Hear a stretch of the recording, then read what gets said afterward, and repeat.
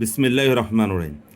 আমরা corridor, transit এবং ট্রান্সশিপিট নিয়ে আমরা বেশ একটা তালগোল পাকিয়ে ফেলেছি। আজকে আমি আপনাদেরকে একেবারে হাতে কলমে দেখাচ্ছি। এই ধরুন, এই আখাউড়ার এখানে আগরতলা, এই আগরতলা থেকে কোনো ভারতীয়রা যদি সরাসরি বাস, ট্রাক, ট্রেন যাই হোক, কোনো যানবাহন যদি সরাসরি তাদের ভারতের অপর কোনো মূল ভূখণ্ড কলকাতা হোক আর যেখানে হোক যেতে চায়, তাহলে এইখানে তারা যে পথটা ব্যবহার করবে এই পথটাকে বলা হয় করিডোর। আবার ধরুন, বাংলাদেশের এই এই এই অংশ থেকে যদি বাংলাদেশে যদি বলে যে বাংলাদেশের এই প্রান্তে আসবে, এখান দিয়ে আসবে, তাহলে বাংলাদেশ ভারতের যে অংশটা ব্যবহার করবে সেটা হলো করিডোর। এই বিষয়টা একবার সহজ করে আমি আপনাদেরকে বুঝিয়ে দিলাম।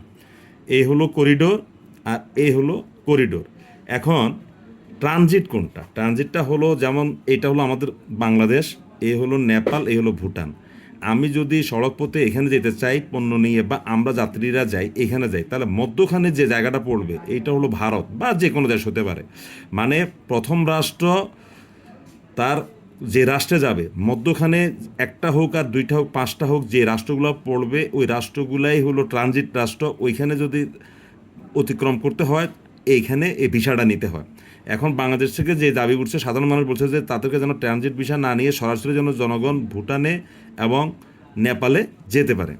এবার আসি আমরা ট্রান্সশিপমেন্ট কোনটা। ট্রান্সশিপমেন্টটাকে আমি একটু সহজে বুঝিয়ে দিই। ধরুন, এ হলো কলকাতা, কলকাতার একটা পণ্য আগরতলাতে যাবে। এখন কলকাতার ভারতীয় যে ট্রাক, সে ট্রাকে মালগুলোকে আনবে বাংলাদেশের সীমান্তে। এখানে এই মালগুলো খালাস হবে।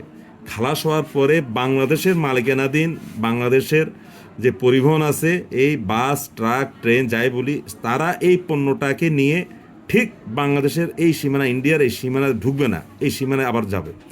যাওয়ার পরে বাংলাদেশের ট্রাক থেকে বা বাস থেকে এই পণ্যটা বা ট্রেন থেকে এই পণ্যটা আবার খালাস হবে।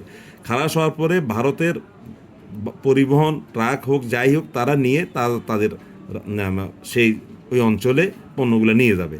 তাহলে ট্রান্সশিপমেন্ট হলো ভারতের পণ্য বাংলাদেশের সীমানায় মানে আনলোড হবে। এরপরে বাংলাদেশের পরিবহন এটা পরিবহন করে আবার বাংলাদেশের সীমানার শেষে ভারতের সীমান্তে পৌঁছে দেবে।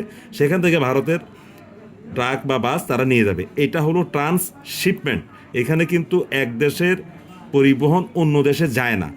আর অন্য এক দেশ থেকে অন্য দেশে যদি পরিবহন যায় যে পথ ধরে, সেটাকে বলে করিডোর। এটা হলো করিডোর, এটা হলো করিডোর।